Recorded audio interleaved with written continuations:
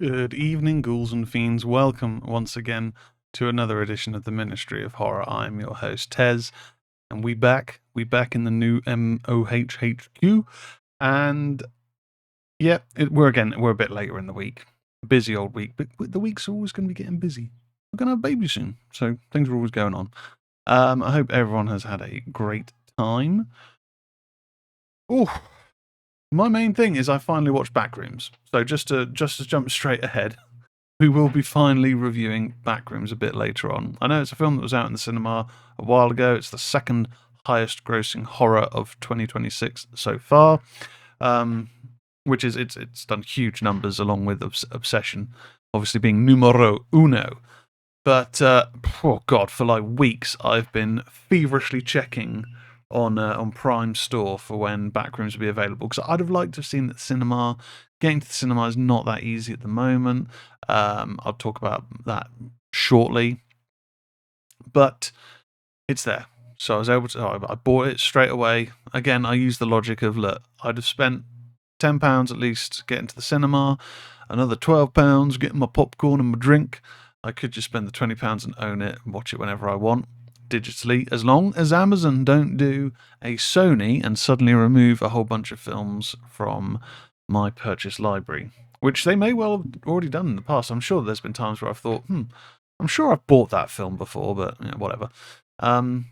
Hopefully they don't do that. I enjoy it that much that I will potentially look to get it on physical media when it does drop. I don't know. I mean, I've purposely not bought Obsession yet, even though I really want to rewatch it, because I know I want to own it physically for the collection. So it's like, I don't really want to spend £13 to rent it again or £20 to buy it when I know I want the 4K in my collection. So I'll just wait, because I know it's a good film. I've seen it. I just have to be patient, which isn't really my strong suit. We've also got Kilgrin. I needed to have something else to watch to review. I spent my usual amount of time scrolling through Prime, and that one I thought, hey, okay, it looks all right. Let's give it a watch. We'll have the review for that a bit later on. Warhammer, my little Warhammer segment. Again, I've not had anyone tell me shut up about Warhammer yet, so I will continue to do so, as it's a hobby that keeps me sane. I have done this bad boy, which you can see on camera now, which is a Forge Fiend. I've done it in the World Eaters style. It's been all right to do this one. I have found doing this larger model, I haven't quite enjoyed as much as doing Angron. I think it's because, while it looks badass now that it is done, it was quite a boring model to paint, because it's just huge areas of trim, huge areas of red armor. You only get to sort of add a bit of the flare right near the end, whereas with Angron, even though you're doing huge areas of wings, but you're adding a little bit of spice, each time, so it didn't quite feel as laborious. But he's done now. We've got a few that have already been built and some that have already been primed to get on with. We've got a lot really to build as well. We've got Deathwatch Battalion. We've got a World Eaters Combat Patrol, Night Lords Combat Patrol, and the Armageddon Box. Which, yeah, I need to just get on with, really. But I have sort of found that each night that I have been working on the Forge Fiend, I've sort of been like spending so long just getting one colour done. In that time, I could have got a few different layers of a smaller miniature done. So I think that is going to be my last big one for a little while. The only big ones left that I've got to make, which aren't even big ones, they're vehicles, are a Chaos Rhino, which is like a sort of land vehicle, along with in the room, along with a Corvus Blackstar, which is like a space shooty ship thing. And I can't imagine they're going to be too difficult to do, but I think I want to just focus on getting a bunch of miniatures done, and I'll probably focus on Deathwatch or Armageddon. I think to have a little break, because I've done so many Berserkers, and there's even more Berserkers in the Combat Patrol for World Eaters. I think I want to just alternate a bit. You can get a little bit bored just doing one army at a time, so I think let's maybe go back to a bit of Death Watch, get some Space Marines in there, and then go back to like Night Lords or something. Just mix it up around. Anyway, I mentioned in terms of getting to the getting to the cinema has been a little bit difficult. Obviously, if you've been a listener of the show, I had ankle fusion surgery 3 months ago. Tomorrow, actually, 3 months tomorrow. And the cast has finally come off today. So I now have a boot. It's a very uncomfortable boot. I've got like a slightly weirdly shaped ankle due to genetics. So wearing this boot, which is very much set in a normal person's leg shape, it's a bit snug, but it will provide support and keep everything compact whilst going through these latter stages of the initial recovery. They couldn't really tell me too much at the time. You know, parts of it look like it's actually healing okay. Maybe not quite healed as much as they would have liked, but I am quite a unique case, and my surgeon was on annual leave, which doesn't really make sense when they kept changing this appointment around. Why change it then to a time when the surgeon's on annual leave? Don't know. It's not for me to question. Anyway, that's it. We kind of just got some updates there. There's been no horror gaming for a little while. There's not been that much gaming recently. When I have had time to do a bit of gaming, it has been 007, 007 First Light, which is great fun. I am thoroughly enjoying that. But anyway, let's jump into the horror news. As with all the horror news, this comes from bloodydisgusting.com. Be sure to check them out for their news and articles and all that good stuff.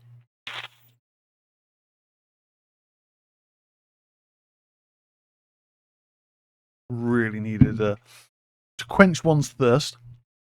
So we're going to start off with some unfortunate, sad news that landed a few days ago now.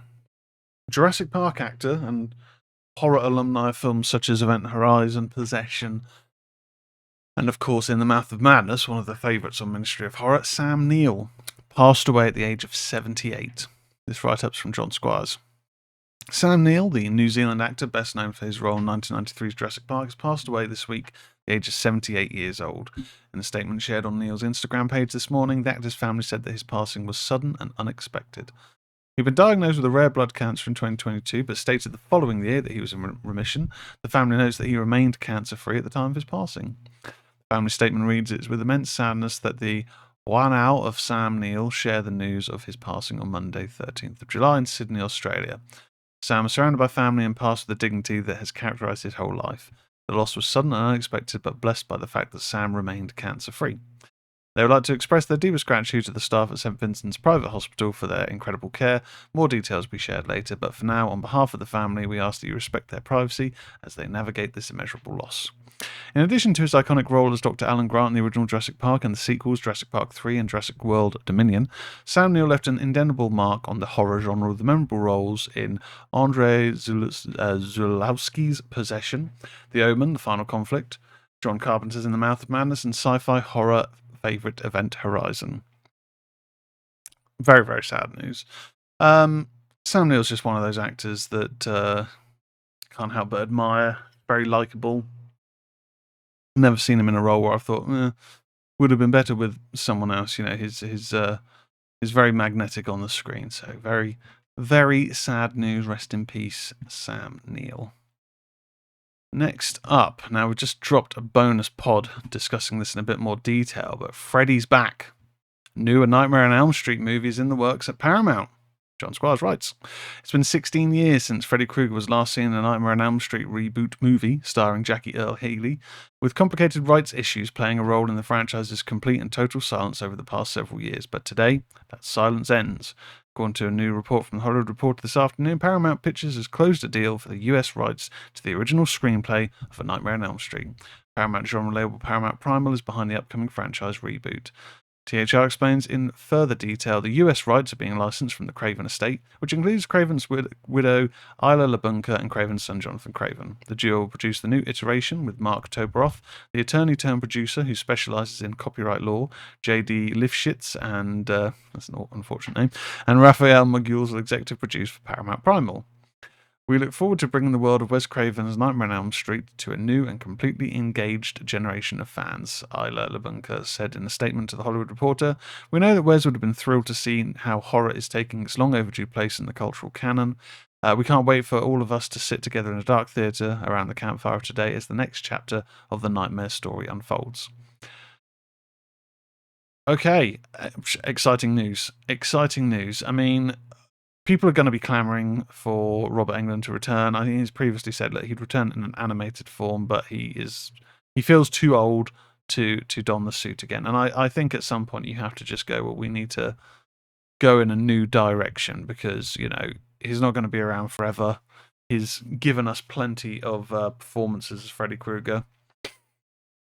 And I feel, that we don't want to sully. And I know there's been some bad sequels, but we don't want to sully that in case this new iteration doesn't go well.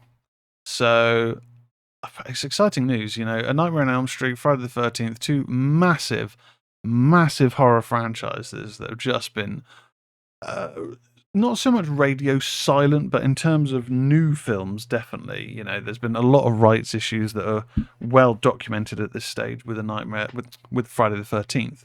A Nightmare on Elm Street has been sort of quieter, but I'm excited to see what happens next. Speaking of Friday the 13th, Crystal Lake. First look teaser and images reveal the origins of Jason Voorhees' mother. Megan Navarro writes, Pamela Voorhees gets the spotlight in Friday the 13th prequel series Crystal Lake, and EW has unveiled first look images and a teaser that introduces the slasher legend's origins.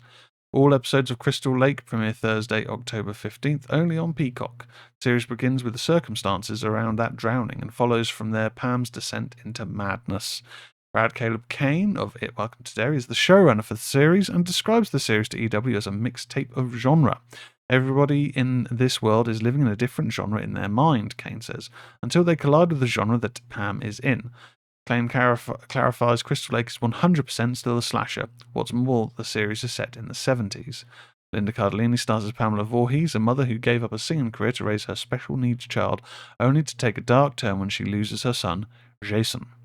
Callum Vinson of Chucky is playing young Jason in Crystal Lake, which will tell the origin story of the masked slasher who has stalked the grounds of Crystal Lake for decades.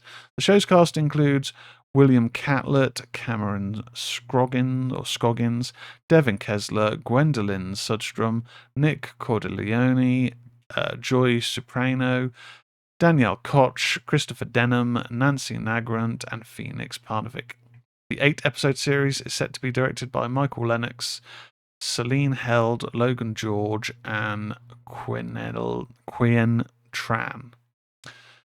Okay, here we go. New Friday. I've watched the trailer. It looks decent. It does look like it is definitely going for that that feel of Friday the 13th and the setting. It's not trying to do this like hip new reimagining set in the modern day because it's like, this is a prequel to Friday the 13th. Friday the 13th came out in the 80s. We need to set this earlier. It feels there's an element of authenticity there. I know some people have questioned there's like dates, like a date of birth. Is that contradicting the date of birth? That's I don't care about that stuff.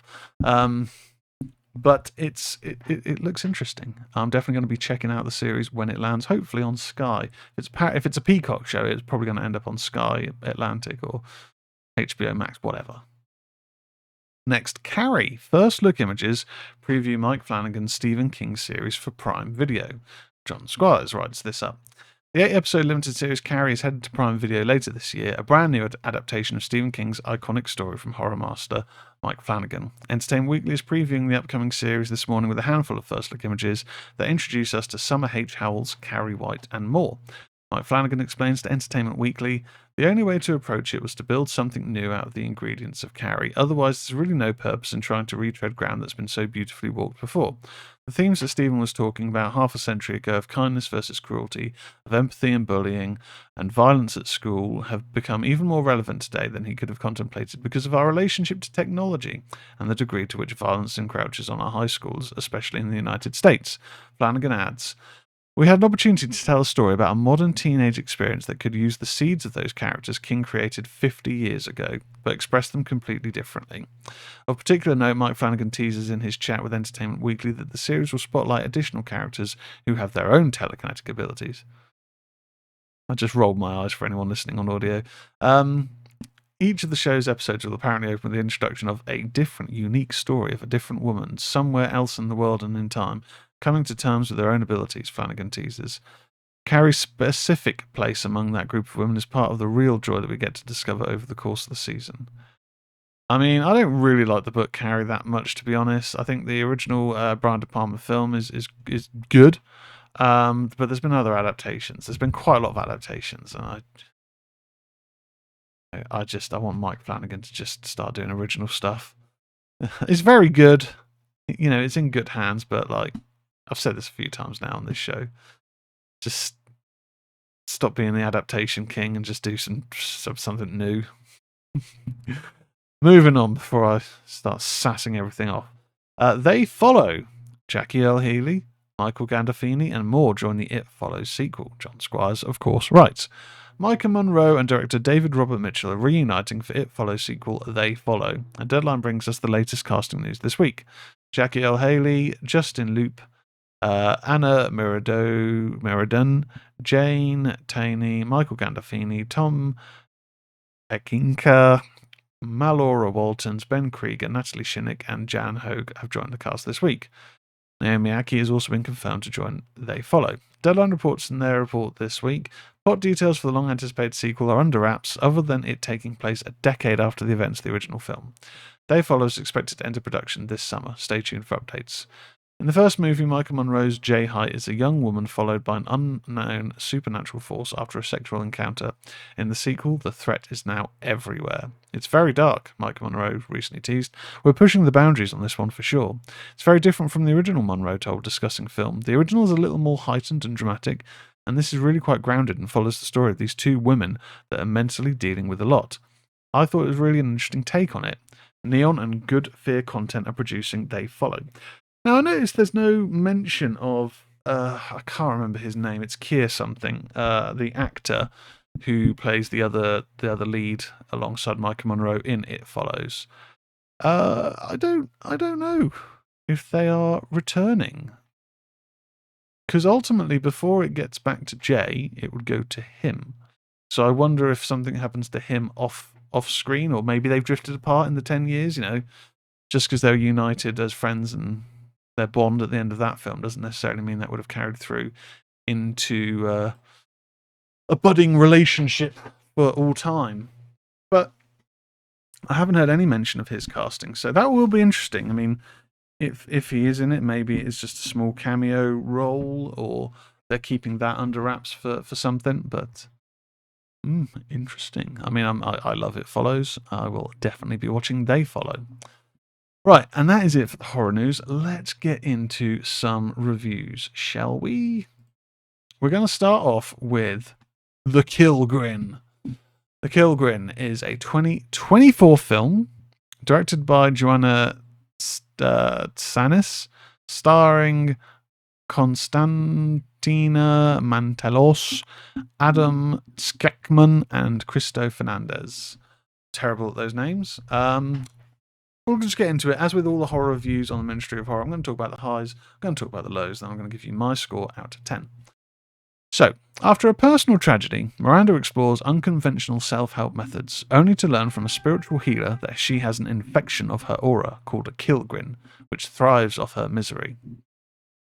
So essentially, Miranda is our lead, meeting a number of different interesting characters at this self-help group, along with police involvement and aggressive ex-boyfriend. And one by one, those closest to her are being found with their jaws ripped off. Jaws are ripped open. Quite grisly-looking deaths.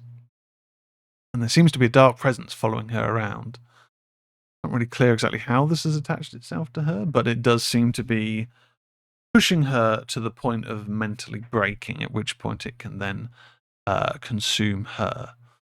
And we're following her journey. Now, that's really all there is to this film. I think our lead, Konstantina Mantelos, playing Miranda, she's decent. Not so decent is Adam Scheckman as Brian, really irritating in this film. Also, the ex-boyfriend Cristo Fernandez, who people may know from Ted Lasso, playing Damien. His acting is laughable in this. No, I don't. I try not to be all like fire and brimstone and being too critical, but like he is bad. He is bad in this film. Like he plays quite a dopey, happy-go-lucky character in Ted Lasso, and in here it's like, well, actually, he's just not a very good actor. So try and push him to show some emotional range, and this is what you get.